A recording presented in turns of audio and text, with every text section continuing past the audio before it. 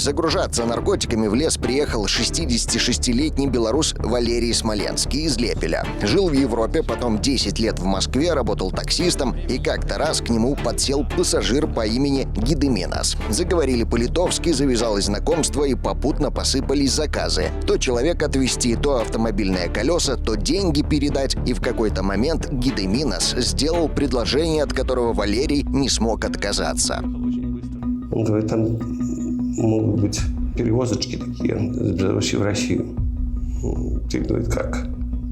Я говорю, ну такая, что там? Ну, говорит, там будут таблетки. Не знаю, что это уже. Говорит, экстази. Я как бы согласился, потому что думаю, сам себе как-то говорил, что это не наркотик, это экстази. То, что вот я сам раз пробовал одну таблетку, видно, еще не в детстве, она такая веселительная, думаю, успокаивала. А потом